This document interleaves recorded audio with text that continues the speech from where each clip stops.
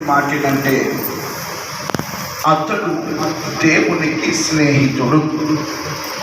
అతడు దేవునికి స్నేహితుడు. చూడండి,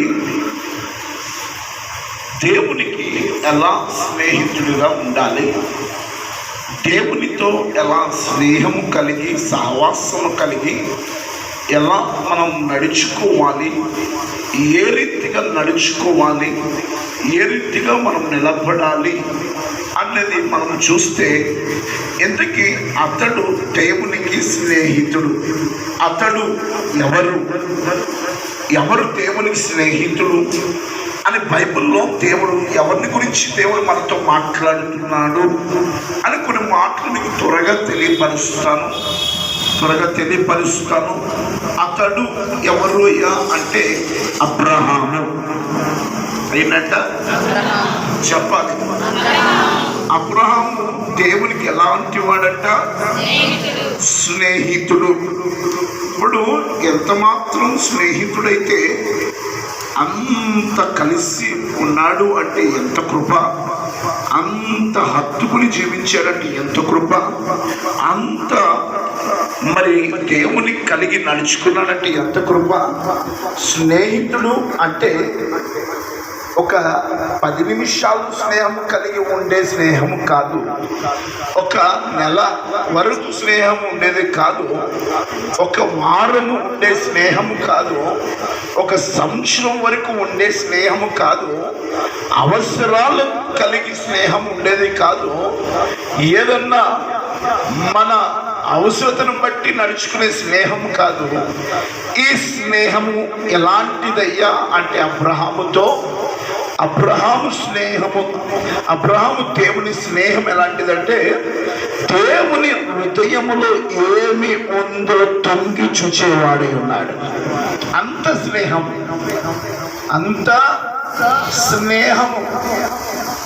ఈరోజు నీకు స్నేహం ఎవరు కావాలి? స్నేహం అంటే ప్రాణం ఇచ్చేవాడిగా ఉండాలి. అపాయములో ఉన్నప్పుడు విడిచిపెట్టేసి వెళ్ళిపోయేవాడుగా ఉండకూడదు. స్నేహం అంటే బాధలో ఉన్నప్పుడు ఆదరించేవాడుగా ఉండాలి. కన్నీరు వెలకపోయి పడుతున్నప్పుడు కన్నీరు తుడిచేవాడుగా ఉండాలి. ఎవరయ్యా ఆ స్నేహితుడు అబ్రహాముకి? ఎవరయ్యా అంతటి స్నేహము కలిగిన వాడు? ఈరోజు స్నేహములో అటెళ్తే నా గురించి చెడుగా చెప్పుకునే వాళ్ళే, ఇటు కలిసి ఉంటే బాగానే ఉంటారు, మళ్ళీ అటు వెళ్తే నా గురించి చెడు చెప్పుకునే వాళ్ళే. కానీ ఇంత స్నేహము కలిగి నడుచుకునేది ఎవరయ్యా అంటే అబ్రహాముతో ఉన్నది ఎవరయ్యా అంటే నా యేసయ్యా. హల్లెలూయా. చూడండి, యాకోబు పత్రిక 2వ అధ్యాయము 23వ వచనం. యాకోబు పత్రిక 2వ అధ్యాయము 23వ వచనం. కాబట్టి అబ్రహాము దేవుణ్ణి నమ్మెను, అది అతనికి నీతిగా ఎంచబడెను అను లేఖనము నెరవేర్చబడెను. మరియు దేవునికి స్నేహితుడని అతనికి పేరు కలిగేను. హల్లెలూయా. ఏ పేరు కలిగిందంటే అబ్రహాముకి దేవునికి స్నేహితుడని పేరు కలిగింది. ఇక్కడ ఎవరు చెప్తున్నారు? భక్తులు చెప్తున్నారు. ఏమని చెప్తున్నారు? అయ్యా, అబ్రహాము దేవునికి స్నేహితుడు, ఈయన దేవునికి స్నేహితుడు అని భక్తులు చెప్తున్నారు. ఏమని? ఈయన దేవునికి స్నేహితుడు. ఇంతకీ నీకెవరు కావాలని ఆశపడుతున్నావు? ఎవరితో స్నేహం చేయాలని ఆశపడుతున్నావు? ఎవరితో నువ్వు నడవాలని ఆశపడుతున్నావు? ఎవరిని కలిగి నువ్వు ఉండాలని ఆశపడుతున్నావు? చెప్పరే.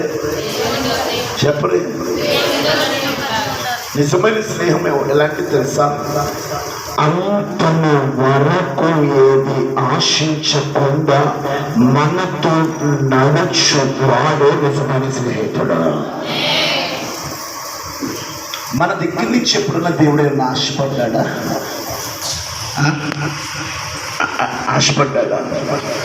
ఏం ఆశపడ్డాడు? బంగారం అడగాలేదు,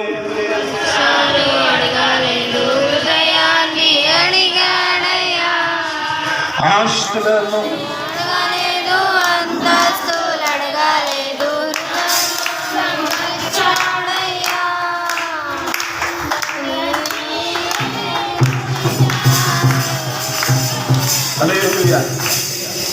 దేవుడు మిమ్మల్ని దీవించునుగా. ఏమడిగాడు ఈ స్నేహితుడు? ఆస్తిని అడిగాడు, అంతస్తుని అడిగాడు, బంగారం అడిగాడు, వచనాలను అడిగాడు. ఏమడిగాడు? హృదయాన్ని అడిగాడు. ఎందుకు హృదయాన్ని అడిగాడు? నీ హృదయంలో ఉన్న బాధ నుంచి విడిపించడానికే, నీకున్న ప్రతి కన్నులు తొలగటానికే, నీకున్న బంధకాల నుంచి విడిపించడానికే, నిత్యము నీ జీవితాంతము నీతో నీ కుటుంబంలో ప్రయాణం చేయాలని, నీతో ఉండాలని నా దేవుడు ఆశపడుతున్నాడు. ఈరోజు ఆ ఆశ కలిగి దేవుని వైపు చూస్తే నీతో ఉంటాడు, నీతో స్నేహం కలిగి ఉంటాడు. నిత్యము నీవు ఆయనతో సహవాసము కలిగి ఉంటావు. హల్లెలూయా. అందుకనే దేవుడు ఏమంటున్నాడు తెలుసా అబ్రహాం గురించి? ప్రజలైతే ఈయన దేవుని స్నేహితుడు, దేవుడు ఏమంటున్నాడు తెలుసా? ఒకసారి చదవండి. యెషయా గ్రంథం 41:8 వచ్చిన యెషయా గ్రంథము 41:8 వచ్చిన నా సేవకుడైన ఇశ్రాయేలు, నేను ఏర్పరచుకున్న యాకోబు. ఏమనుంది ఇక్కడ? భక్తులు నీ అంటున్నారు నీ స్నేహితుడయ్యా. ఇప్పుడు దేవుడు ఏమంటున్నాడు? నా స్నేహితుడైన అబ్రహాము సంతానమా. ఎంత దగ్గర, ఎంత హత్తుకుని ఉంటే నా స్నేహితుడైన అబ్రహామా అని పిలుస్తున్నాడు. ఇక్కడ ఎవరు మాట్లాడుతున్నారు?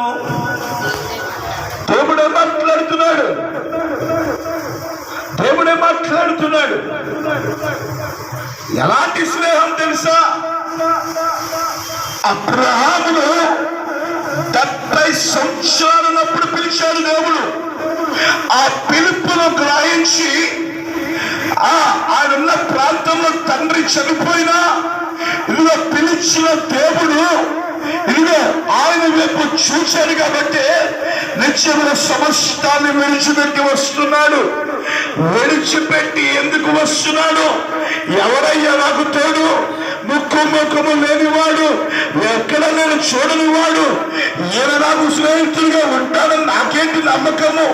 ఈయన పిలిస్తే నేను వెళ్ళిపోవటమేనా అని అవిశ్వాసము లేకుండా పిలిచిన వాని వైపు చూచి, ఆ కాల్సిపెట్టు వైపు చూచి తన సమస్తము విడిచిపెట్టి దేవుని కొంత ప్రయాణం చేస్తున్నాడు. కాబట్టి దేవుడు అతనికి స్నేహితుడుగా నడిపించాడు, నిలబెట్టుకున్నాడు, ఆశీర్వదించాడు, ప్రతి పరిస్థితి నుంచి విడిపించాడు.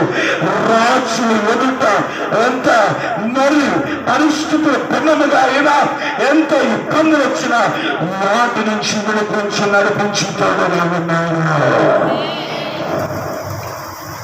అది నా దేవుని స్నేహం. అది నా దేవుని స్నేహం.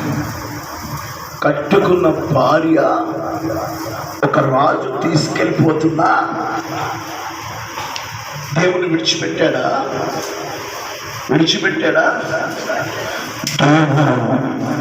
ఎంత ఇబ్బందిలో ఉన్నా కట్టుకున్న భార్యను ఇదిగో అబ్రహాము భార్యను విడిపించి దేవుడు వారిని సాక్షిగా నిలబెట్టుకున్నాడు. అది నా దేవుని కార్యం, నా దేవుని కార్యం. రాజ్యం అంటున్నాడు తెలుసా? ఒకసారి చదవండి 2 దినవృత్తాంతములు 20వ అధ్యాయం 7వ వచనం.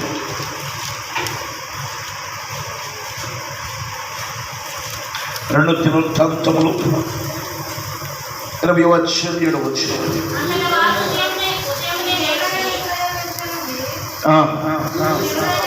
2వ దినవృత్తాంతములు 20వ అధ్యాయము 7వ వచనం. ఈ దేశం యొక్క కాపురస్తులను నీ స్నేహితుడైన అబ్రహాము యొక్క సంతతికి చూసారా? ఇక్కడ రాజు చెప్తున్నాడు ఏమని? నీ స్నేహితుడైన అబ్రహాము. ఇప్పుడు ఇక్కడ భక్తులు ఏమంటున్నారు? నీ స్నేహితుడయ్యా అంటున్నారు. ఇక్కడ రాజ్యం అంటున్నాడు నీ స్నేహితుడయ్యా అంటున్నాడు. ఇక్కడ దేవుడు ఏమంటున్నాడు? నా స్నేహితుడైన అబ్రహాము. చూసారా? ఇప్పుడు చెప్పండి, నా స్నేహితుడైన అబ్రహాము అంటే ఆయన ఎలా ఉంటే నా స్నేహితుడు అని అంటున్నాడు? ఎవరంటున్నారు? దేవుడు అంటున్నాడంటే ఎలా అనగలుగుతున్నాడు దేవుడు? ఆయనలో ఏమి చూసి నా స్నేహితుడు అంటున్నాడు? ఆయనలో ఏముందని నా స్నేహితుడు అంటున్నాడు? నా స్నేహితుడు అంటున్నాడు. ఒకసారి ఆలోచించండి, ఆలోచించండి, ఆలోచించండి. స్నేహితుడా, నా స్నేహితుడా, నా నిజమైన స్నేహితుడా, ఆపదలో నన్నాదుకునే నిజమైన స్నేహితుడా, స్నేహితుడా,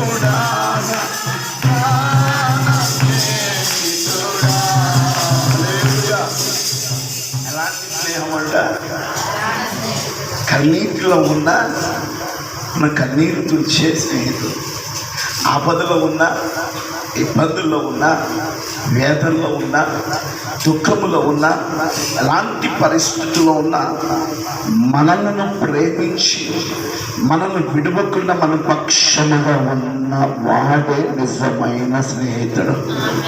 ఎవరు తెలుసా? ఆయన నీ కోసం, నా కోసం రక్తం ఇచ్చాడు. చూసావా?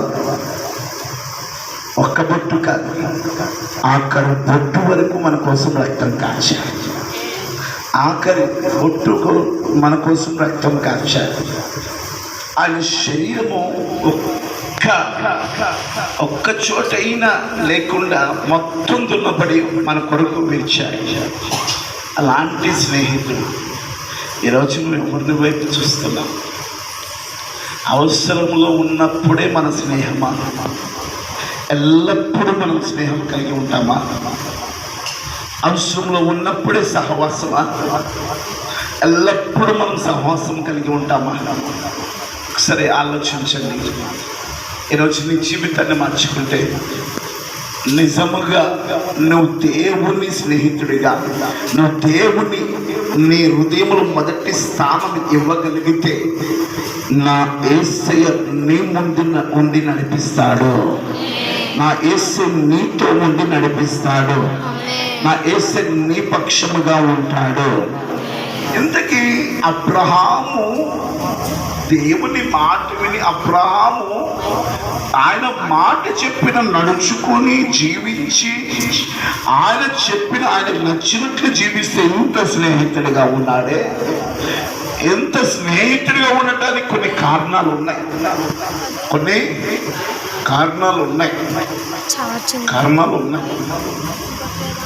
ఏంటయ్యా కారణాలు అంటే, మొట్టమొదటిగా అతడు దేవునికి లోబడేవాడు. ఏంటంట?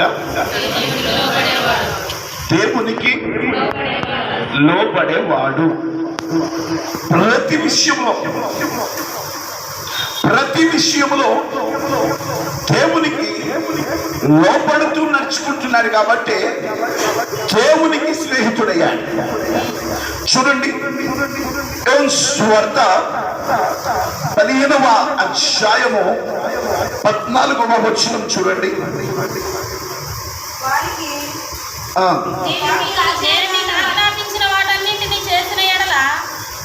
సువార్త 15వ అధ్యాయం 14వ వచనం చదువునా? నేను మీకు ఆజ్ఞాపించిన వాటిని ఎల్లా మీరు స్నేహితులై ఉంటారు. ఏంటంట? నేను మీకు ఆజ్ఞాపించిన వాటిని చేసిన ఎడల మీరు నా స్నేహితులై ఉంటారు. ఈ స్నేహితులు ఇంకో మాట కూడా చెప్తున్నాడు, మీరు చదవద్దు, నేనే చెప్తాను. ద్వితీయోపదేశకాండం 28వ వచనం ఒక మాట ఉంటుంది. ఎప్పుడైతే శ్రద్ధ కలిగి నా ఆజ్ఞలను అనుసరిస్తారో భూమి మీద సమస్త జనముల కంటే మరెక్కువగా ఏంటంట హెచ్చిస్తాడు. అవును కదా? అంటే దేవునికి లోబడటం అంటే ఏంటి? లోబడటం అంటే ఆయన మాట చెప్పినది చేయటమే. అవునా కదా? ఆయన మాట చెప్పులను నడుచుకున్నట్టుమే లోబడటం. ఆయన చెప్పినది మనము నడుచుకునకుండా, ఆయన మాట మనం వినకుండా మనము జీవిస్తే దాని పరిణామం ఏంటి తెలుసా? లోతుకి 2 కూతురు ఉన్నారు, కొడుకులు ఉన్నారు, అల్లుళ్ళు ఉన్నారు. సొదొమ గొమొర పట్టణంలో కొడుకులు అల్లుళ్ళు ఏమైపోయారు? అక్కడున్న అగ్నిలో కాల్చివేయబడ్డారు. వీళ్ళని వెళుతూ ఏమన్నాడు? అయ్యా, మీరు వెనక్కి తిరిగి చూడద్దు అంటే చెప్పినప్పుడు వినాలా లేదా? లోబడాలా లేదా? ఇప్పుడు చేశాడు తప్పు, సొదొమ గొమొరలో ఉన్నాడు తప్పు, వారితో చేశాడు స్నేహం, అదొక తప్పు. మరి దేవదూతలు వచ్చిన గవుని దగ్గరే కూర్చున్నాడు, ఒక తప్పు. ఇన్ని తప్పులు చేసినా దేవునికి దూరమైన దేవుడు విడిచిపెట్టాడా? విడిచిపెట్టలేదు. వారికి చెప్పాడు, వారికి మంచిగా చెప్పాడు, చెప్పి పంపించాడు. వెళ్తూ వెళ్తూ వెనక్కి తిరిగి చూసింది ఆమె. ఏమైపోయింది? అయ్యా బాబా, మీరు అక్కర్లండి, నువ్వు గాని నీ పిల్లలు గాని కాపాడబడతారు అని దేవుడు చెప్తే ఏమన్నాడు? ప్రభువా నీకు తెలియదు, ప్రభువా నీకు తెలియదు, నేను ఇటే వెళ్తాను. అట్టెళ్ళమంటే ఇటు ఏమండి? ఏ మార్గం ఎలా ఉంటుందో, ఏ త్రోవ ఎలా ఉంటుందో, ఏ రోడ్లు ఎలా ఉన్నాయో మనకు తెలుస్తుందా? మనకు తెలుస్తుందా? సృష్టించిన సృష్టికర్త ఏ దారి ఏంటో, ఏ మార్గం ఎలా ఉంటుందో తెలీదా? ఎలా ఉంటుందో తెలీదా? ఎప్పుడు ఎలా రక్షించాలో, ఎవరి జీవితం ఎలా ఉండాలో తెలీదా? తెలుసు. మరి చెప్పినా ఎందుకు చేయలేదు? ఆయనకి నచ్చినట్లు దారిలో ఎందుకు వెళ్ళాడు? ఆయనకి నచ్చిన దారిలో వెళ్ళినా కాపాడబడ్డా? కాపాడబడ్డా? పాపంలో మునిగిపోయారు, శాపంలో మునిగిపోయారు, కాపాడబడలేదు. దేవుడు చెప్పిన మాట వినలేదు, లోబడలేదు. కాబట్టి వారు కాపాడబడాలా? ఈరోజు మీరు కాపాడబడతారా? కాపాడబడతారా? ఎవరికి లోబడాలి? ఎవరికి లోబడాలి? ఎవరికి? నోవాకున్నాడండి. నోవాకు ఎవరితో నడిచారు? ఎవరితో నడిచారు? దేవునితో నడిచాడు. నడవటమే కాదు కానీ దేవుని నమ్మాడు. ఏం చేశాడు? దేవుణ్ణి ఇంకేం చేశాడు తెలుసా? దేవుడు చెప్పినది చేశాడు. ఏం చేశాడు? దేవుడు చెప్పినది నోవాకు చేశాడు. దేవునికి ఎప్పుడు ఎలా ఉండేవాడు తెలుసా? కృతజ్ఞత కలిగి ఉండేవాడు. ఎందుకు తెలుసా? చెప్పాడు, వాడ సిద్ధపరచుకోమన్నాడు. సిద్ధపరచుకుని ఎక్కడన్నా టచ్ బొమ్మ చూశాడా? ఎక్కడన్నా నమూనా చూపించాడా? దేవుడు చూపించాడా? మరి ఏమీ చూడలేని వాడు ఎవరిని నమ్మి వాడు సిద్ధపరచుకున్నాడు? దేవుణ్ణి నమ్మి దేవుడు చెప్పినట్లు మరి వాడు సిద్ధపరచుకున్నాడు. ఎందుకు? అతని కుటుంబం కొరకు, అతని బిడ్డల కొరకు, రక్షణ కొరకు వాడు సిద్ధపరచుకున్నాడు. నువ్వు సిద్ధపరచుకుంటున్నావా? నీ భర్త రక్షింపబడ్డా? నీ భార్య రక్షింపబడిందా? నీ బిడ్డలు రక్షణ మార్గంలో నడుస్తున్నారా? ఎలా ఉన్నారు? ఒకసారి ఆలోచించు. నోవాకు కాపాడబడ్డాడు, నోవాకు తప్పించబడ్డాడు జలప్రలయం నుంచి. ఇదిగో ఆ అరారాతు పర్వతం మీద నిలబడిన ఓడ నిశ్చయముగా ఆ నీరు మొత్తం ఇంకిపోయినప్పుడు, మొత్తం అయిపోయినప్పుడు బయటికి వచ్చింది. ఏం చేశాడు తెలుసా? అబ్బబ్బబ్బబ్బబ్బ, భూమి బాగుంది, అన్ని బాగున్నాయి, ఇక మందే రాజ్యము, మందే అనుకోలా. బలిపీఠం కట్టి శ్రేష్టమైన దానిని తీసుకొచ్చి బలిపీఠం మీద అంటే శ్రేష్టమైన దానికి తీసుకువచ్చి దేవునికి కృతజ్ఞత ఆస్తుతులు చెల్లించాడు. అదండి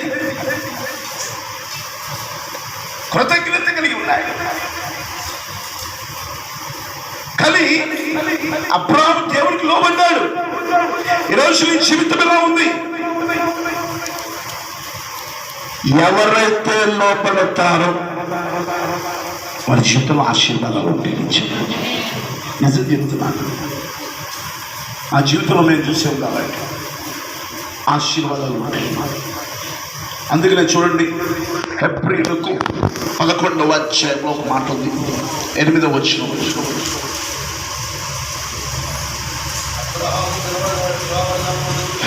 అబ్రాహాము పిలువబడినప్పుడు విశ్వాసమును బట్టి ఆయన పిలుపునకు లోబడి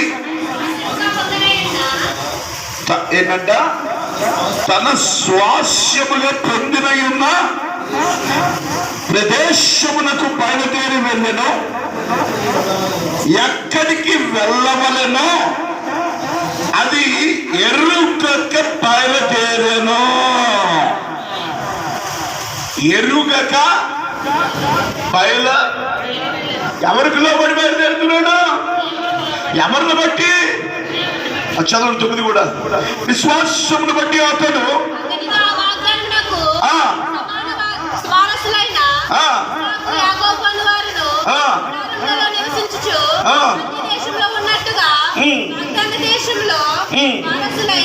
చూసారా? ఈరోజు నీవు కూడా దేవుడు చెప్పినది ఏం చేయాలి? అబ్రహాము పిల్లవగా ఏమయ్యాడంట?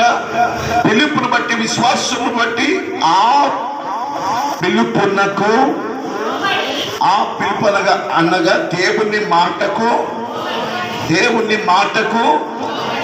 లోబడ్డా లేదా? లోబడ్డా లేదా?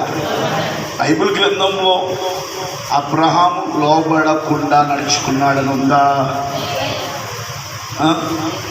లేదా? మరి మీ జీవితంలో ఉందా? నిజంగా ఒప్పుకున్న వాళ్ళు తగిలే. హల్లెలూయా. రక్షింపబడినవారు ఎంతమంది లోబడట్లేదు నాకు తెలియదు, కానీ ఇంకా రక్షణ లేక ఎంతమంది లోబడక రక్షణ పొందట్లేదు నాకు తెలియదు, కానీ మీరందరూ రక్షింపబడకపోతే రక్షింపబడిన గాక. రక్షింపబడిన వారందరూ, రక్షణ లేని వారందరూ దేవుడికి లోబడిన గాక. దేవుడి కొరకు జీవించిన గాక. లోబడటం అంటే ఇంకొక మాట చెప్పి ముందుకెళ్ళిపోతా. అబ్రహామును దేవుడు ఏమడిగాడు తెలుసా? నీ ఒక్క కుమారుని అన్నాడు. ఏంటి దేవా, అసలేమో ఆవిడ ముసలామా?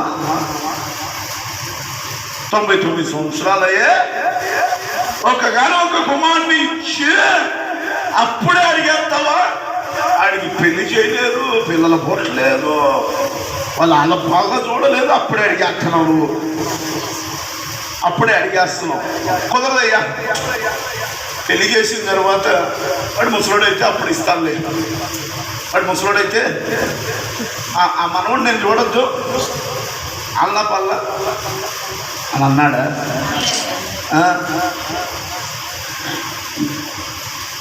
గాఢతను తీసుకుని సమస్తాన్ని కనుక కట్టుకుని ఇస్సాకుని తీసుకుని వెళ్ళిపోయాడు. ఇస్సాకులో ఏం గుణం ఉంది తెలుసా? డాడీ వేరే పోయి ఎక్కడికి వెళ్తున్నావు అని అడగకుండా తండ్రి ఎక్కడికి తీసుకెళ్తే అక్కడికే వెళ్తున్నాడు. మారు మాట్లాడలా. దేవుడు అడిగిన వెంటనే మోరియా పర్వతం మీద, దానికి నచ్చిన పర్వతము కాదు, దేవుడు చూపించిన పర్వతము మీద బలిపీఠములు కట్టి, బలిపీఠము మీద 2 చేతులు కాళ్ళు కట్టి పడుకోబెట్టాడు. ఎవరిని? ఇస్సాకు.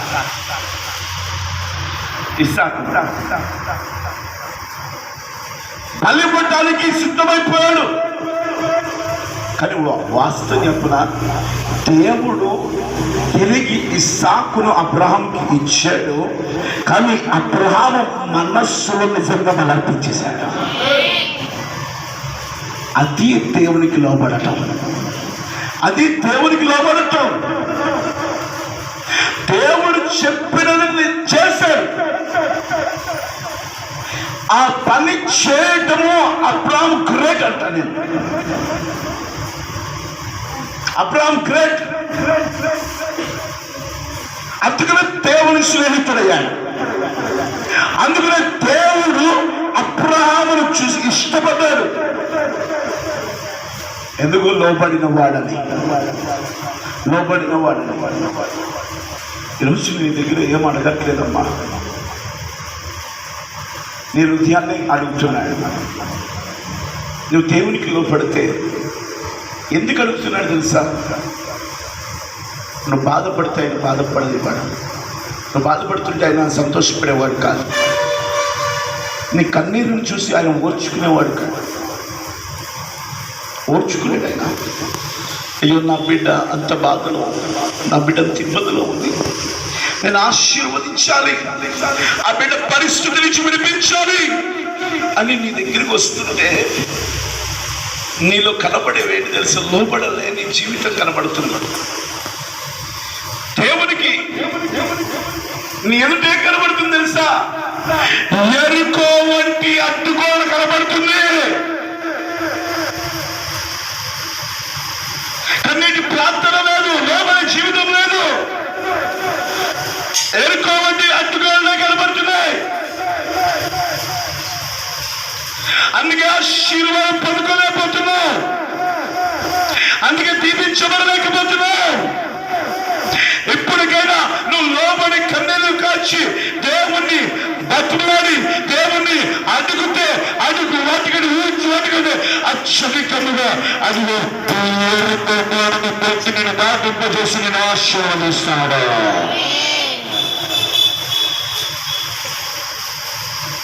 అది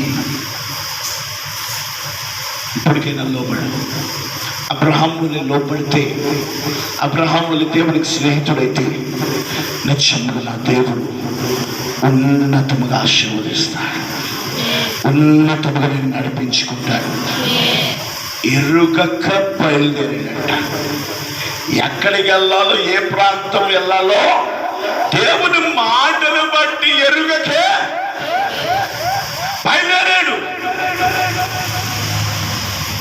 బయలుదేరాడు. ఒకరోజు నేను విజయవాడలో ఉన్నప్పుడు ఒక ప్రేయర్ టీమ్కి వెళ్ళేవాడిని. నా చిన్నప్పటి నుంచి మా నాన్నగారు అదే ప్రేయర్ టీమ్. ఏం చేసేవాళ్ళు తెలుసా? అప్పుడు మా నాన్నగారు విశ్వాసం, అవతలున్న ఇద్దరు విశ్వాసలే. వీళ్ళు ఏం చేసేవాళ్ళంటే కొడుకుని కొడుకుని మోకాళ్ళ మీద మోకరిస్తే వాళ్ళు మోకాళ్ళు గించేటప్పటికి టైం అయితే తెలుసా? మళ్ళీ తర్వాత రోజు పొద్దున్న 7 గంటలు అయ్యేది. మీకు అర్థమైందా? వారు విశ్వాసులుగా ఉన్నారు. ఇప్పుడు ముగ్గురు సేవకులయ్యారు, ముగ్గురు సేవకులుగా కూడుకున్నారు. ఇప్పుడు 120 మంది సేవకులైపోయారు. ఒక్కొక్కరికి 4, 5, 10 సంఘాలు, 4, 5, 10 సంఘాలు ఉన్నాయి. అప్పుడు తినస్థితే విశ్వాసే ఏం చేసేవాళ్ళు తెలుసా? రిక్షా తొక్కుకునే వాళ్ళు. ఎప్పుడైతే కన్నీటి ప్రార్థన చేసి దేవుని మాట ఎందుకు ఎప్పుడైతే లోబడ్డారో, ఇప్పుడు రిక్షా కాదండి బాబా, కార్లో తిరుగుతున్నారు.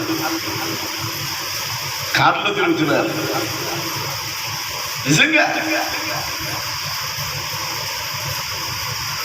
యథార్థత కలిగి ఎప్పుడైతే దేవునికి లోపడతావో ఖచ్చితంగా నా దేవుడు ఆశీర్వదిస్తాడు. మొట్టమొదటిగా అతడు ఏంటంటే దేవునికి లోబడ్డాడు. రెండోది, అతడు దేవుని విడిచిపెట్టేవాడు కాడు. ఏంటంట? అతడు దేవుణ్ణి విడిచిపెట్టేవాడు కాడు. ఎన్ని సమస్యలు వచ్చినా, ఎన్ని ఇబ్బందులు వచ్చినా ఎప్పుడు అబ్రహాము దేవుణ్ణి విడిచిపెట్టలే. చూడండి, సామెతల గ్రంథం 17వ సామెతల గ్రంథం 17వ త్వరగా. నిజమైన స్నేహితుడు విడువక ప్రేమించును, దుర్దశలో అటువాడు సహోదరుడుగా ఉండేను. సరే, నిజమైన స్నేహితుడట విడువక ప్రేమిస్తాడు. విడువక చూసారా? దుర్దశలో అట్టివాడు సహోదరుడుగా. కొంతమంది ఎవరితో స్నేహం చేస్తారో వాళ్ళకి అర్థం కాదు. నిజంగా అంటే ఏమనుకోమని చెప్తున్నాను. కొంతమంది అన్యులతో స్నేహం చేస్తారు. అవునా కదా? వాళ్ళు ఇటు మార్చబడరు కానీ వీళ్ళు అటు మార్చబడతారు. మరి అదేంటో, అదో స్నేహము. ఇట్లాగ ఒక స్నేహం చేసింది. ఏమన్నా బాగున్నావా అని అడిగిందా బాగా ఉంది. ఎందుకే బాధపడతావు, రాత్రికి వెళ్దాం రా అంటే అంటే మన వాళ్ళు ఎక్స్కర్షన్కి వెళ్తున్నారంట, నువ్వు కూడా రాకూడదు. ఎక్కడికి వెళ్తున్నారంట అంటే మీకు తెలిసే ఉంటుంది, పిక్నిక్ ఎక్కడికో చోటుకి. ఏం జరిగింది? ఏం 4-5 సార్లు అటు ఇటు తిరుగుతాము చుట్టూ. ఈ లోపల ఏం వెళ్ళి తిరిగింది అటు ఏం పడిపోయింది. మరి అది స్నేహం. కొంతమంది ఏం చేస్తారు తెలుసా, అప్పుడు దాకా నిజమైన స్నేహంగా ఉంటారు. ఈ లోపల ఎవరైనా కనపడ్డారనుకోండి, వాళ్ళతో కొద్దిగా స్నేహం పంచుకున్న వెంటనే వాళ్ళ మాటలు బట్టి ఈ స్నేహం కూర్చుకుంటారు. నిజంగానే ఈ స్నేహాన్ని పుంజుకుంటారు. అసలు ఎలాంటి స్నేహమో, ఈ స్నేహం ఎలాంటిదో ఒకసారి తెలుసుకోకుండా మాటలు బట్టి స్నేహాన్ని, మాటలు బట్టి దేవుణ్ణి, మాటలు బట్టి భక్తిని, మాటలు బట్టి దేవుని దూరమైపోతున్నారు, దేవుని విడిచిపెడుతున్నారు.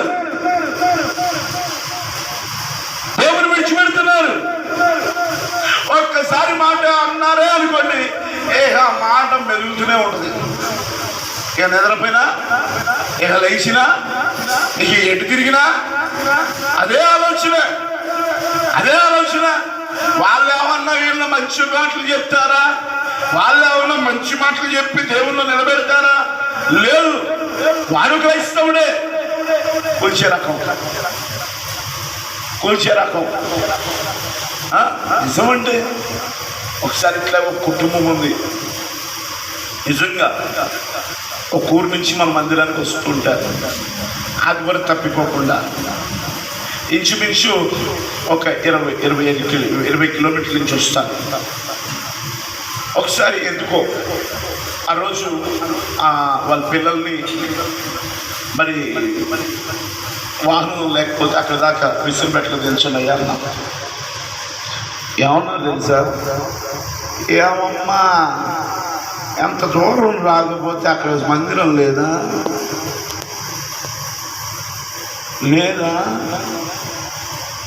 మీ ఇంటి పక్కన లేదా? మీ ఎదురుగా లేదా? మీ వెనకమా లేదా?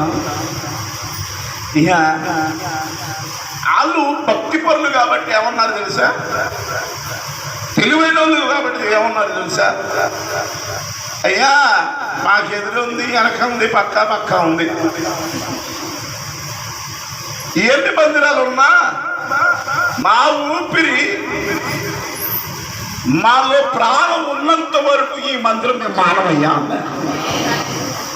తెలియదా? మానవయ్యా అన్నారు.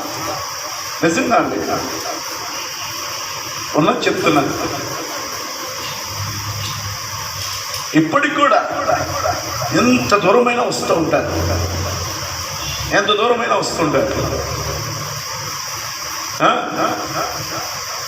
అందుకనే దేవుని విడిచిపెట్టకుండా దైవ జ్ఞానము కలిగి, దైవ భక్తి కలిగి, దేవుని స్నేహము కలిగి నడుచుకోవాలి. హల్లెలూయా. అందుకనే చాలా జాగ్రత్తగా ఉండాలి.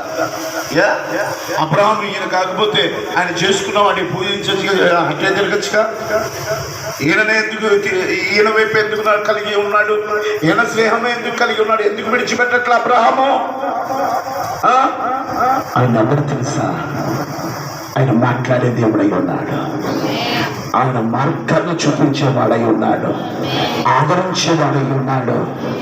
ఆయన సర్వ సృష్టికర్త అయి ఉన్నాడు.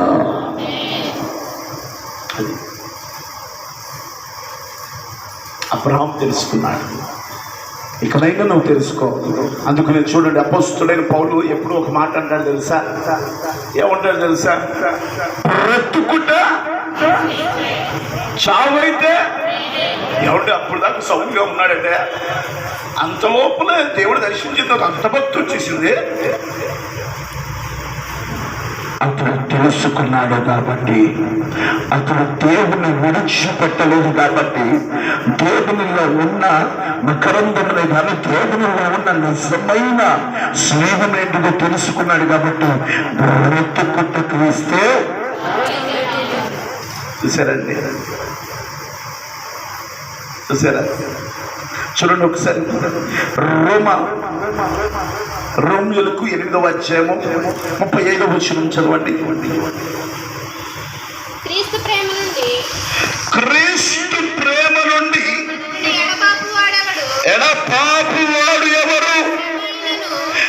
ఏంటంట?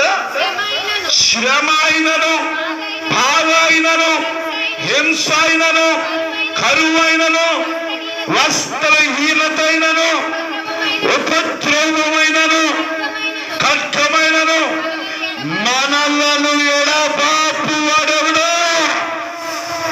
అది నిజమైన భక్తి. ఎవరంటున్నారు ఇది?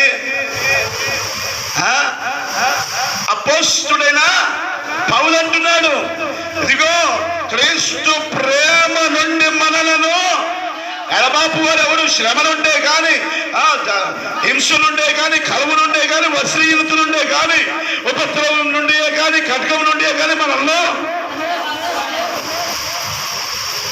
ఎడబాపు వారు ఎవరు అంటున్నాడు. అందుకనే కదా అపొస్తలుడైన పౌలు ఏమన్నాడు? బ్రతుకుట చావు అయితే ఎవరి కోసం? ఎవరి కోసం? ఎవరి కోసం? దేవుని కోసం. ఈ రోజున మా జీవితంలో హనుమంతుడి గుడిలో మందిరం కడుతున్నాం. పెద్దలు ఒక మాట అన్నారు, పెళ్లి చేసి చూడు, ఇల్లు కట్టి మీ అందరికి అనుభవాలు.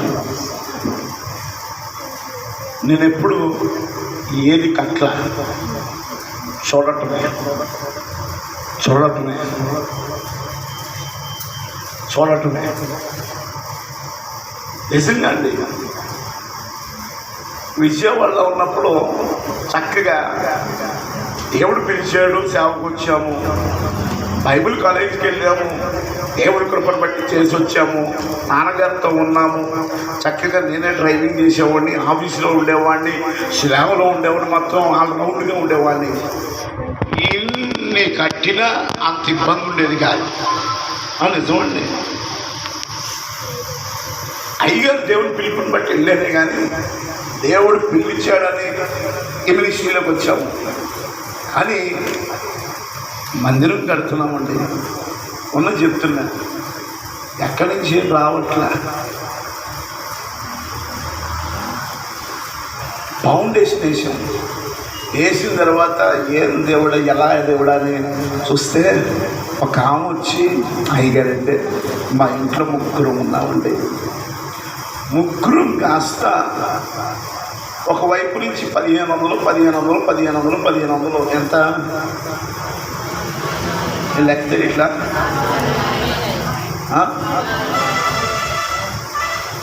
15 ఎంత మరి ఏంది 4000 అంటున్నారు.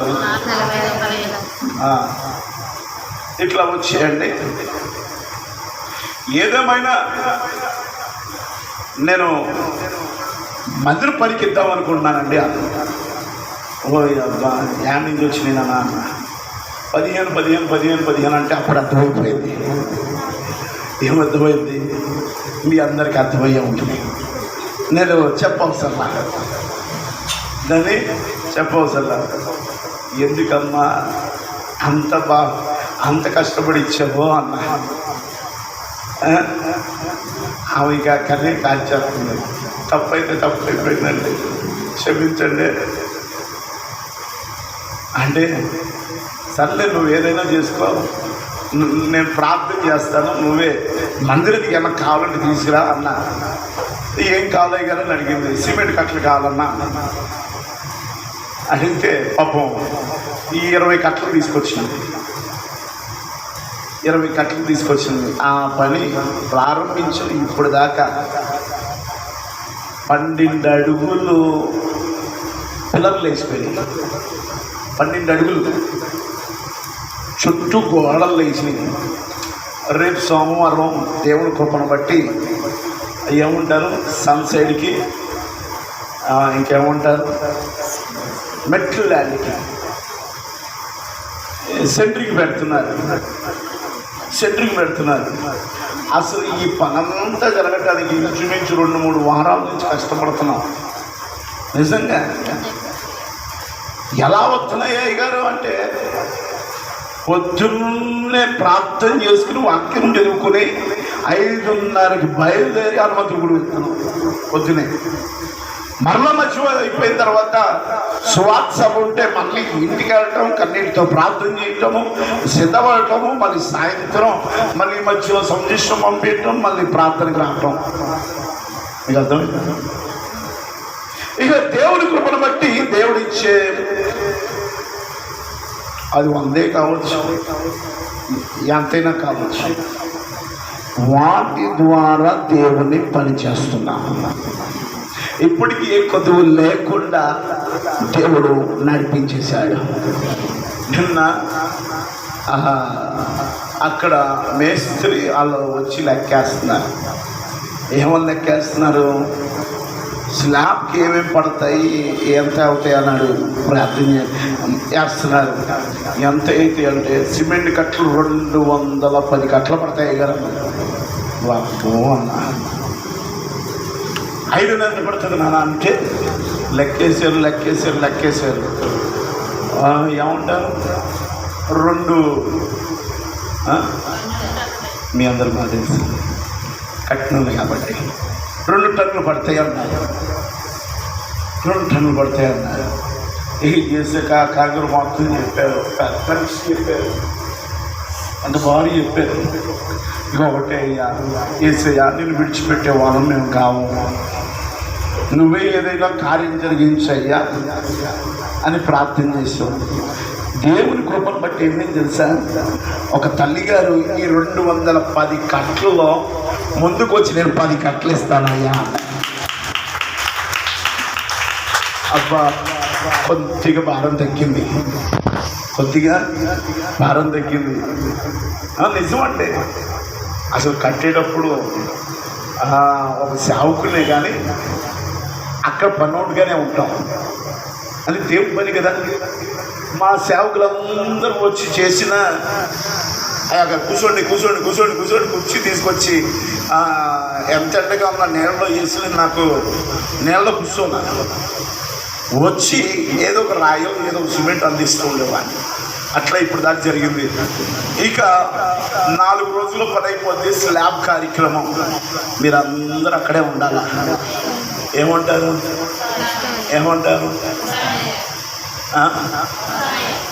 కొంతమంది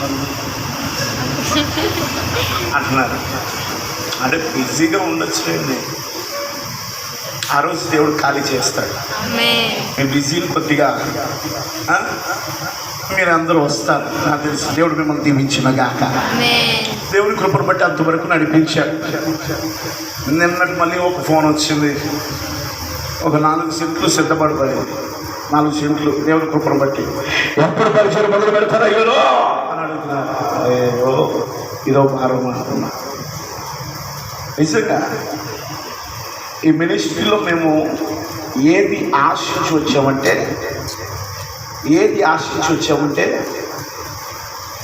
ఏ ఒక్క ఆత్మ ఏ ప్రాంతంలో నశించిపోకూడదు. మందిరములో రక్షింపబడి వెనక్కి వెళ్ళిపోయిన వాళ్ళందరూ లోకంలో పడిపోకూడదు. వారు మళ్ళీ దేవుళ్ళకు నడిపించబడాలని ఆశ. బ్రతుకుతే ఏసే కోసం బ్రతకాలి, లేదంటే ఏసే రాజ్యంలో ఉండాలనే నేను కానీ కుటుంబం కానీ ఇదొక్క తీర్మానం చేసుకుని నిలబడ్డాము. ఇదొక్క తీర్మానమే. వాస్తవం చెప్పాలంటే నేను విజయవాడలో అంటే హ్యాపీగా ఉండొచ్చు. దేవుడు పిలిచాడు, అయినా పిలుపుని బట్టి వెళ్ళానని వచ్చేటప్పుడు నేను కష్టపడిన 1,50,000 2 ఫోన్లు ఉన్నాయి. ₹1,00,000 పెట్టి యూనికాన్ బండి కొనుక్కున్నా. అయ్యగారే ఫస్ట్ మన అయ్యగారు ఈ అడిగితే ఇంకేం అడిగితే నువ్వు ఏదైనా చేసుకోరా, నువ్వు ఇక్కడి నుంచి ఒక్క చిల్లు గవ్వ కూడా తీసుకెళ్ళడానికి వీల్లేదు, కట్టుబట్టలు తెలిపోవాలి. ఎప్పుడు కూడా మందిరం కట్టేటప్పుడు ఎక్కడి నుంచి మన సహాయం ఏమీ రాలేదు. అర్థమైందా? ఎక్కడి నుంచి సహాయం వచ్చింది తెలుసా? ఇది వేస్తే అక్కడి నుంచి సహాయం వచ్చింది. మీకు అర్థమైందా? మోకరిస్తే అక్కడి నుంచి దేవుడే సమస్తము దేవుడే కార్యం చేస్తున్నాడు. ఇప్పటికీ మందిరం విషయంలో ఒక 5 లక్షలైంది. ఇంకా స్లాబ్ వరకు ఇంత అయ్యేటట్టుంది. నేనేమంటున్నానంటే మీరు కన్నీటితో ఆ మందిరం కోసం, ఆ ప్రాంతం కోసం, మన ప్రాంతం కోసం, నశించిపోతున్న ఆత్మల కోసం, వెనక్కి వెళ్ళిపోయిన వారి కోసం మీరు ఏం చేయాలా? ప్రార్థన చేయాలి. మేము ఎప్పుడు మీకు సపోర్ట్గానే ఉంటాం. మమ్మల్ని పట్టించుకోవట్లేదు అయ్యగారు అన్న అల్లుగుడు లేకుండా దయచేసి మీకు వందనాలు చెప్తున్నాను. నిజం చెప్తున్నాను. మీరు ఎన్ననుకున్నా మీ గురించి రోజు మేము కన్నీటితో ప్రార్థన చేస్తున్నాము. నేను కానీ, కీర్తన కానీ, అమ్మగారు కానీ, సేవకులమే కానీ కన్నీటితో ప్రార్థన చేస్తున్నాం. దయచేసి అర్థం చేసుకోండి. కొంతమంది అనుకుంటారు మనసులో వస్తాయి, మీరు అలాంటి వాళ్ళు కాదు. నేను చెప్తున్నాను, దేవుడు మిమ్మల్ని దీవించును గాక. హల్లెలూయా. ఎడపాప వారు ఎవరు లేరు. మనం ఎవరితో ఉండాలి? ఎవరిని విడిచిపెట్టకూడదు. అట్టు కలిగి మీరు ఉండను గాక. అందుకనే చూడండి, సామెతల గ్రంథంలో ఒక మాట ఉంది. 18వ అధ్యాయం 24వ వచనం.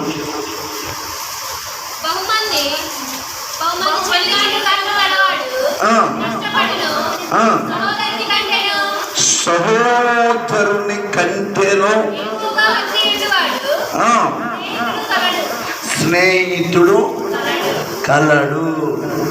చూసారా? మరొక్కసారి చదవండి. బహుమంది చెలికారులు కలవాడు ఏంటంట? సహోదరుని కంటేనో ఎక్కువగా కలడు. మాట చెప్పున.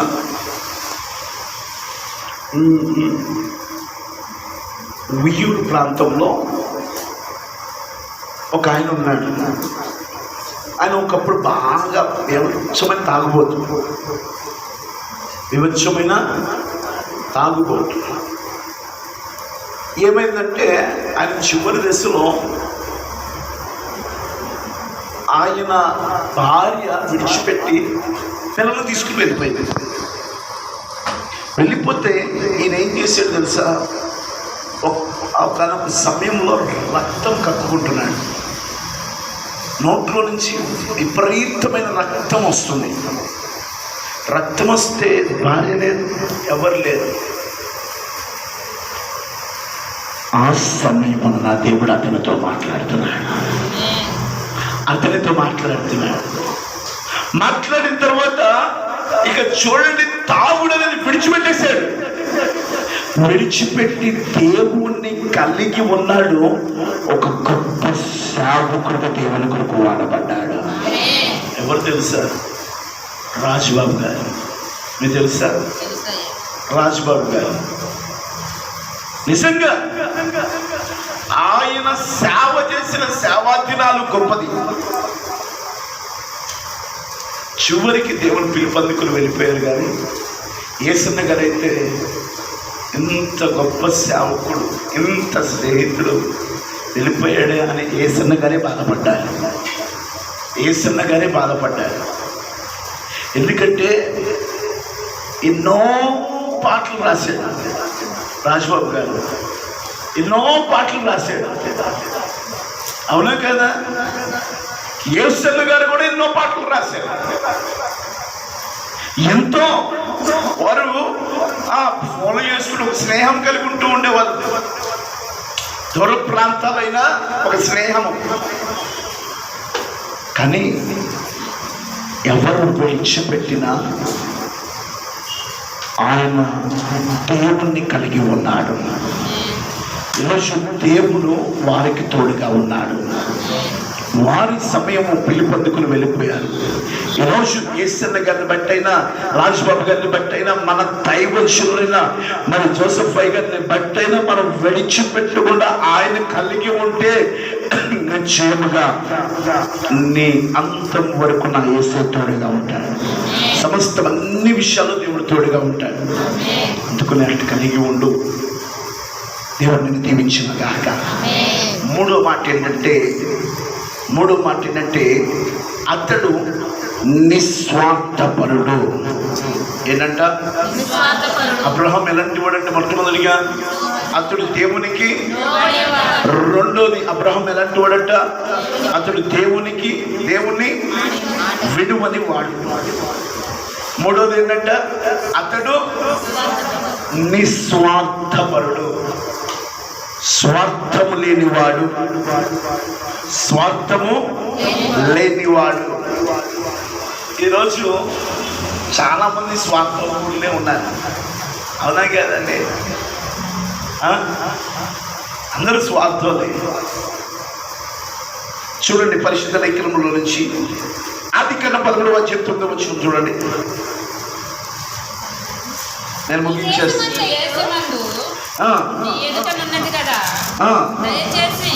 దయచేసి నన్ను విడిచి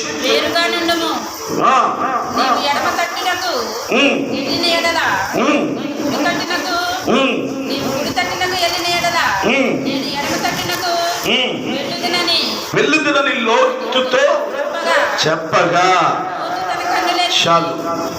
చూసారా?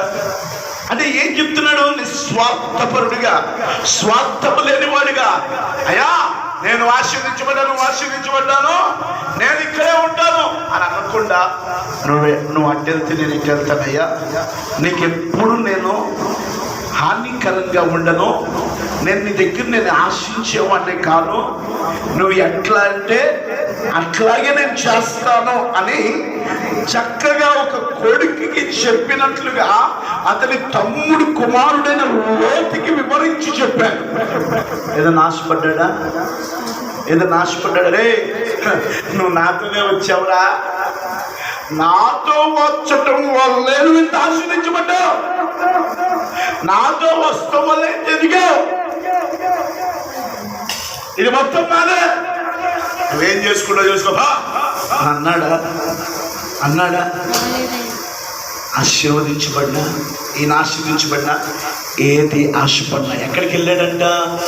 సొదొమ గొమొర్రా పట్టణంలోకి వెళ్ళినా అక్కడ రాజులు అనేకులు ఆ సొదొమ పట్టణమున మీద దాడి వచ్చిన ఆస్తులే కానీ, పిల్లలనే కానీ, భార్యనే కానీ సమస్తం తీసుకెళ్ళిపోయినా ఏం చేశాడు అబ్రహాము? నిస్వార్థపరుడు. నిత్యముగా స్వార్థము లేకుండా నిత్యముగా 318 మందిని తీసుకువెళ్ళి, ఇదిగో లోతు ఏదైతే పోగొట్టుకున్నాడో, లోతు ఏదైతే కోల్పోయాడో సమస్తము యుద్ధము చేసి వాటిని తీసుకుని లోతుకి అప్పచెప్పాడు. ఏది ఆశపడ్డా మీరు ఇంటికి వెళ్ళిన తర్వాత ఈ అధ్యాయం మొత్తం చదివితే మీకు తెలియపరచబడుతుంది. ఇంటికి వెళ్ళి చదవండి. ఈరోజు ఆశించి నడుచుకుంటే అది వేరే సంగతి, స్వార్థం. ఆశించకుండా మనం నడుచుకుంటే అది నిస్వార్థము. అర్థమైందా? కొంతమంది ఎరా కొద్దిగా రారా అంటే, వస్తే నాకేంటి, వస్తే నాకేంటి, ఇప్పుడు చెప్పండి నాకేంటి అన్నాడు. అది నీకేం కావాలి చెప్పాలంటే, వాడు ఏదో కష్టపడి ఇచ్చాడు అనుకో, రేపటి రోజు ఈయనకి కూడా అవసరం వస్తుందిగా. అవసరం వచ్చినప్పుడు ఈయనేమంటాడు? కానీ అలాంటి గారు ఈ అబ్రహాం వెళ్ళి నీకేం చేయాలో చెప్పయ్యా అని చేసి ఏమి తీసుకోకుండా వచ్చిన వాడే అబ్రహాము. అర్థమైందా? ఎవరు ఎలాగైనా ఉంది, మనము దేవుని కలిగి ఉన్నాము, నిస్వార్థపడిగా జీవించాలని నిశ్చయముగా దేవుని బట్టి దేవుని కొరకు జీవించాడు కాబట్టి అబ్రహాం ఆశీర్వదించబడ్డాడు. కొంతమంది అమ్మా మందిరానికి ఎదురాలా వస్తాయిగా వస్తా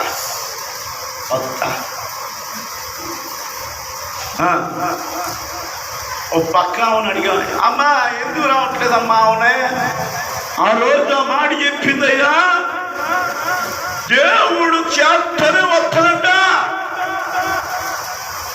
దేవుడు చెయ్యకపోతే ఏంటి పరిస్థితి? ఏంటి పరిస్థితి? దేవుడు ఏదో చేస్తాడని వస్తున్నావా? దేవుణ్ణి కోసం వస్తున్నావా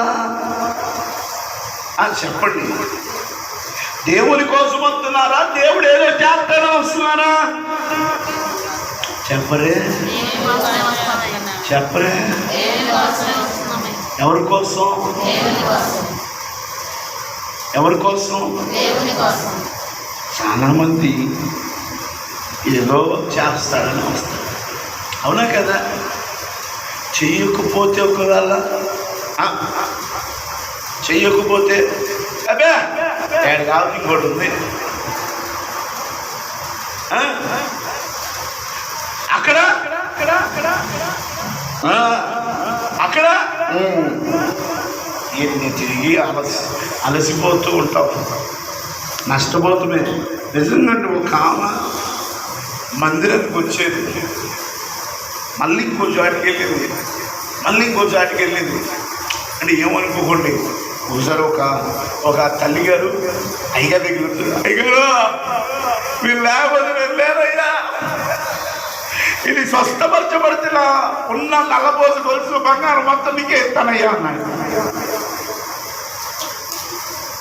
అయ్యగారికి మన అయ్యగారు ఏమన్నాను సార్, అమ్మా నీకు దండం, ఏం అవసరం లేదు, ఏసునామములో నువ్వు స్వస్థపరచబడిన కాక.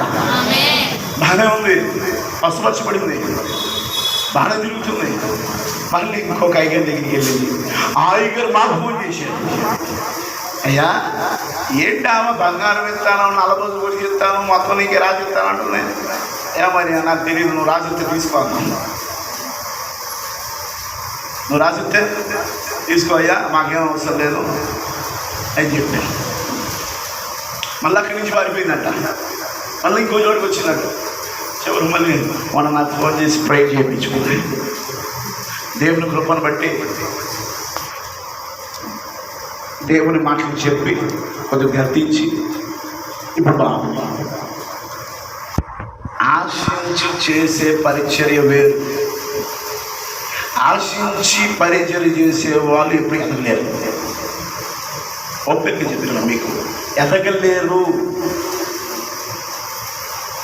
ఆశించకుండా దేవుణ్ణి కోసం నిలబడిన వాడు దీవించబడతాడు, వృద్ధిపరచబడతాడు, ఆశీర్వదించబడతాడు, వర్ధలింపబడతాడు. అది అట్టి కలిగి మనం ఉండాలి, అట్టి కలిగి మనం జీవించాలి. అందుకనే దేవుని కోసం జీవించండి. అందుకనే 2 తిమోతిలో 3వ అధ్యాయం 2వ వచనంలో ఒక మాట ఉంది, చూడండి. ముగించేస్తున్నా, అయిపోయింది. 3వ అధ్యాయం 1-2 వచనాల్లో, అంత్య దినములలో అపాయకరమైన కాలం వచ్చునని తెలుసుకొనుము.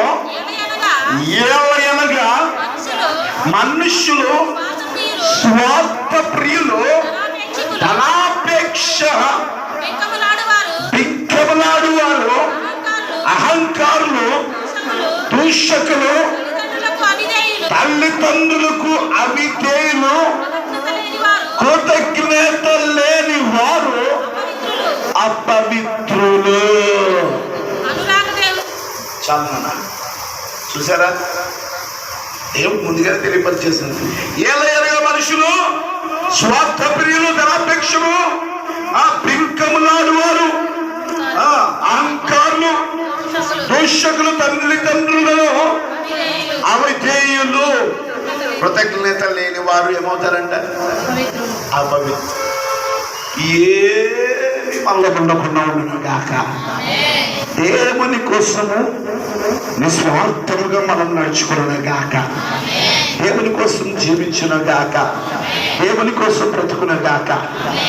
ఏమండి, దేవుడు ఏదైనా ఇస్తాడని బయలుదేరాడా అబ్రహాము? దేవుని కోసం బయలుదేరాడా? దేవుడు ఏదో ఇస్తాడని ఆశపడి బయలుదేరాడా? దేవుని కోసం బయలుదేరాడా? ఆయన కోసం బయలుదేరినప్పుడు సమస్తం పొందుకున్నాడా లేదా? మనము ఏం ఆశపడాలి? దేవుణ్ణి కలిగి ఉండాలి, దేవుడు మనకు తోడుగా ఉండాలని ఆశపడాలి. అట్టి ఆశ ఉంటే సమస్తం మీ దగ్గర ఉంటాయి. సమస్తము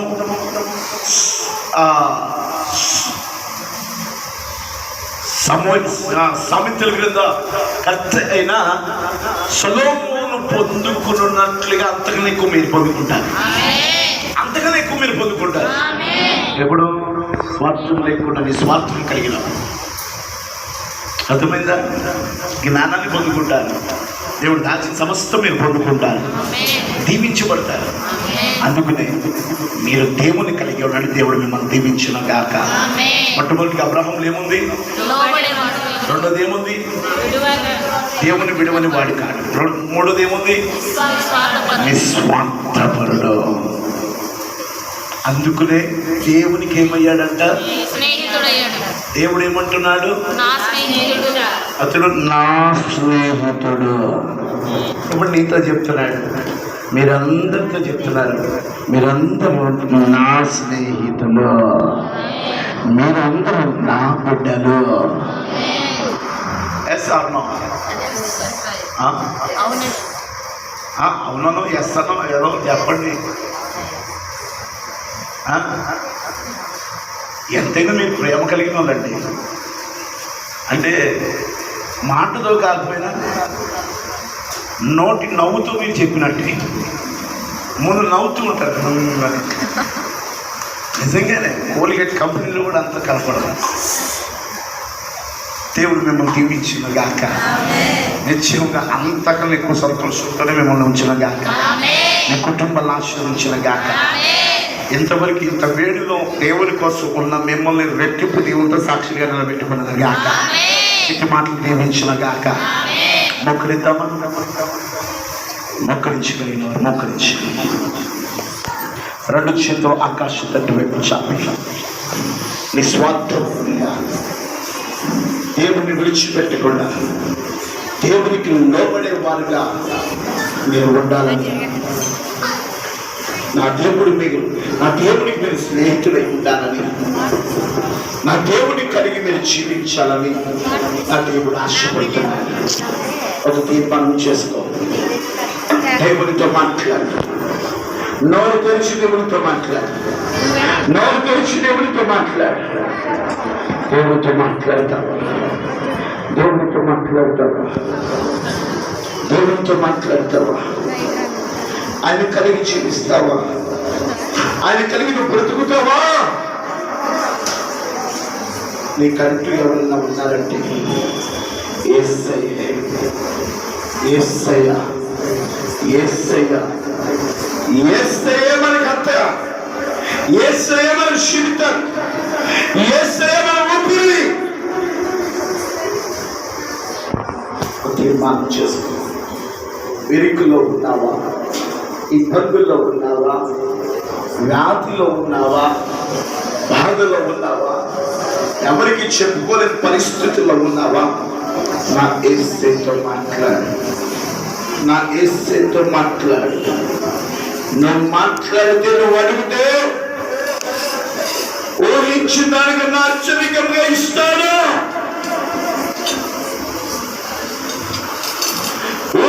మనకు రక్షణగా నింపుతాడు.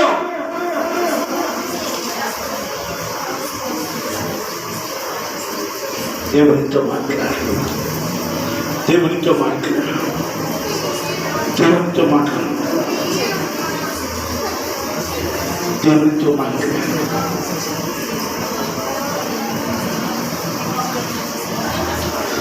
నీకి ఉన్నానయ్యా, నీకి అసాధ్యం కాదని తెలుసుకున్నానయ్యా, నీకు నేను చేస్తావని. నీకి ఉన్నానయ్యా, నీకే అసాధ్యం కాదని తెలుసుకున్నానయ్యా, నీకు నేను చేస్తావని. మార్పు లేని దేవుడు, మాట ఇచ్చి నెరవేర్చుతావని. ఆరని వాగ్దానములు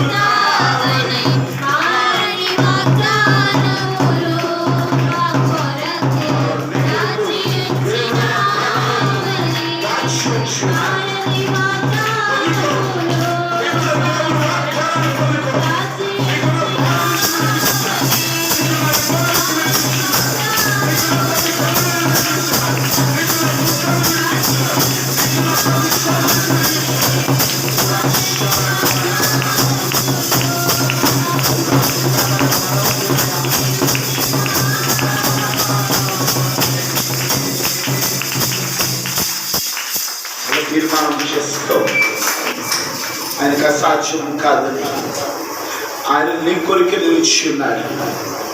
నీ పక్షముగా మేలు చేయాలని.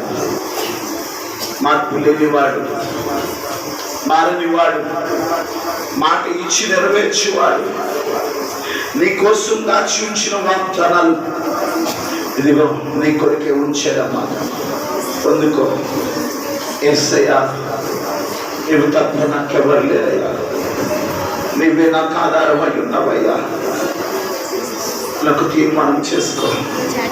నీకున్న పరిస్థితులే కానీ, నీకున్న ఇబ్బందులే కానీ, నీకున్న వ్యాధి బాధ నుంచే కానీ విడిపించే దేవుడు నీ పక్షముగా ఉన్నాడు.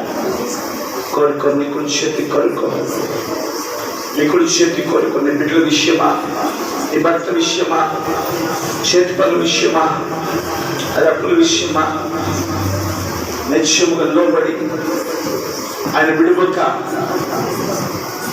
నిస్వార్థపరులుగా ఉండి అబ్రహాముని నువ్వు నడుచుకుంటే ఆయన స్నేహితుడిగా ఉంటావు. ఆయన నిన్ను నీ కుటుంబాన్ని దీవిస్తానికి నీ మధ్య దిగి వచ్చాడు. ఒక తీర్మానం చేసుకుని నీ కన్నీళ్ళు ఉంటే నీ మధ్య దిగి వచ్చాడు. ఒక తీర్మానం చేసుకో. ప్రార్థన చేసుకుందామా? సర్వోన్నతమైన గొప్ప దేవానికి స్తోత్రమైన నిజమైన స్నేహితుడు, ప్రాణ స్నేహితుడు, ప్రాణం ఇచ్చిన వారు ఎవరైనా ఉన్నారు అంటే ఆ జీవితంలో అది నీవే నాయన. నీవు తప్ప మాకెవరు లేరయ్యా. నిత్యముగా నీ బిడ్డలందరికీ మీరు తోడుగా ఉండిన గాక. నీ బిడ్డలు దీవించబడిన గాక. నీ బిడ్డలు నానాటికి ఫలింప చేయబడిన గాక. నీ బిడ్డలు నానాటికి వర్ధలింపబడిన గాక. నీ బిడ్డలు అభివృద్ధిపరచబడిన గాక. నీ బిడ్డలకు నా ప్రతి అవసరం తెచ్చబడిన గాక. నీ బిడ్డల జీవితాల్లో, నిజమైన జీవితాల్లో మీరే ఉండను గాక. నీ బిడ్డల చేతులకి ఏమైతే కోరుకున్నారో సమస్తం అనుగ్రహించబడిన గాక. మరి వేరే దాచిపడి వచ్చిన సమస్తం నీ బిడ్డలపై కుమ్మరించబడిన గాక.